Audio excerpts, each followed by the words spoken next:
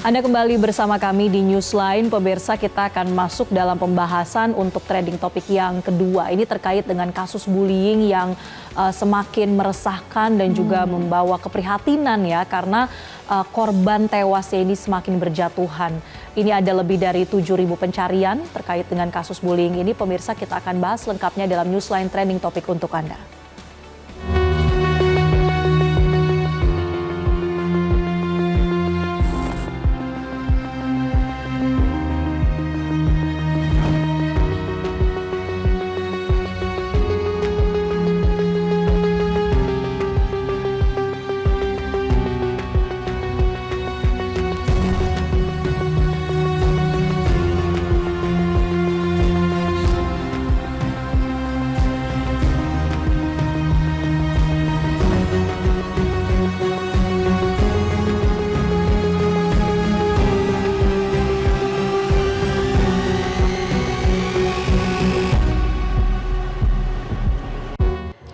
Ya, pemirsa, kasus bullying di sekolah kembali memakan korban. Muhammad Hisham, siswa kelas 7 SMP Negeri 19 Tangerang Selatan, Provinsi Banten, meninggal dunia setelah sempat dirawat sepekan di Rumah Sakit Fatmawati, Jakarta Selatan. Hisham dirawat karena menderita luka serius di bagian wajah dan kepalanya. Diduga ia menjadi korban pengeroyokan oleh teman-temannya di areal sekolah. Kuasa hukum keluarga korban, Alfian Aji, menyebut Hisham sempat menjalani perawatan intensif selama sepekan di Rumah Sakit Fatmawati, Jakarta Selatan akibat menderita luka di bagian wajah dan juga kepalanya karena diduga ini terkena benda tumpul. Pihak keluarga juga menyebut bahwa Muhammad Hisham sudah mengalami perundungan beberapa kali sejak masa pengenalan lingkungan sekolah atau MPLS. Iya, dan terkait kasus ini pemirsa, Polres Tangerang Selatan, Provinsi Banten juga telah memeriksa sejumlah guru dan siswa SMP Negeri 19 Tangerang Selatan untuk mengungkap kasus meninggalnya Muhammad Hisham. Kasus perundungan yang berakibat meninggalnya korban sudah kerap terjadi di banyak sekolah. Sebelum kasus dari Muhammad Hisham ini pemirsa, kasus bullying yang mengakibatkan korban meninggal dunia juga sudah terjadi di sejumlah sekolah. Kita akan melihat pemirsa data yang sudah kami rangkum untuk Anda, ada kasus apa saja untuk bullying. Ini tanggal 30 Mei 2025 pemirsa di SDN Macini Sawah 1 Makassar, Sulsel. Korban bernama Muhammad Raja Afnan, siswa kelas 6, meninggal setelah dirawat 5 hari. Kemudian di tanggal 14 Juli 2025 juga terjadi di SMAN 6 Garut, Jawa Barat.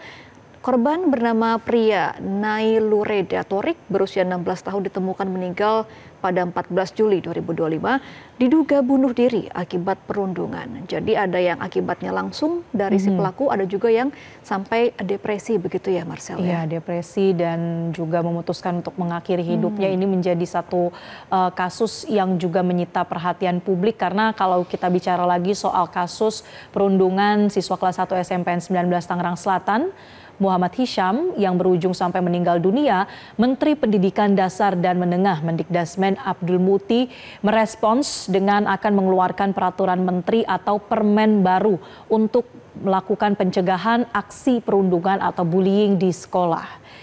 Dari Mendikdasmen Abdul Muti ini menekankan pentingnya keterlibatan orang tua, masyarakat dan juga para siswa sebagai upaya pencegahan sehingga berbagai kekerasan yang selama ini terjadi tidak terulang lagi.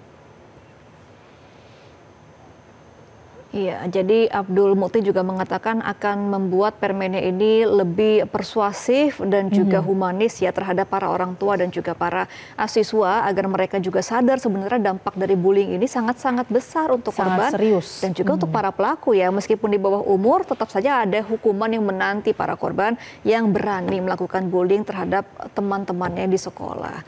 Nah, kita juga akan bahas ya Marcel, seperti apa sih sebenarnya faktor latar belakang para pelaku dan juga dampaknya kepada korban untuk masa depan. Kita akan bahas ya bersama dengan seorang psikolog, ada Muhammad Iqbal yang sudah tersambung melalui sambungan Zoom. Selamat sore Mas Iqbal.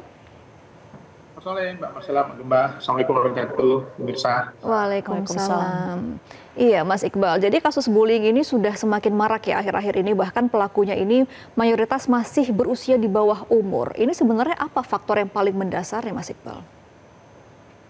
Ya, kalau kita lihat dalam data-data kasus ya, memang banyak faktor. Ada faktor konformitas ya, karena masih remaja ini kan dia dalam fase-fase perkembangan, sehingga tontonan, pengaruh rekan sebaya itu juga mempengaruhi perilakunya.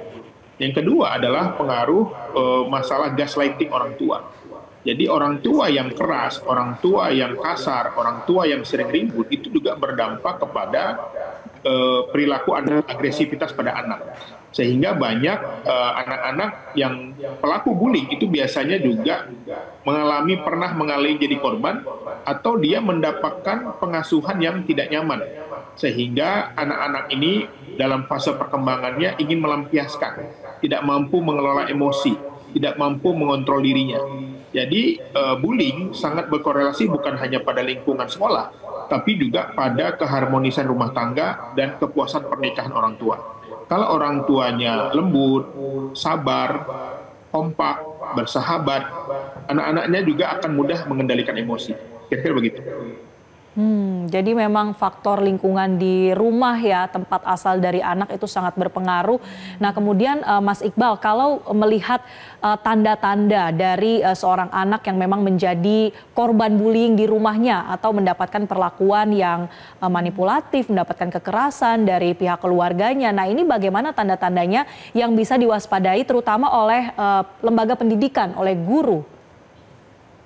Ya, tentu saja ini masalah kemurungan ya. Kalau anak itu murung, tidak bahagia, cenderung kasar, agresif, ya, semaunya, ini tentu saja dia punya masalah. Jadi anak pun sebenarnya memiliki tekanan dalam kehidupannya. Baik itu masalah hubungan sosial, masalah orang tua, masalah akademik.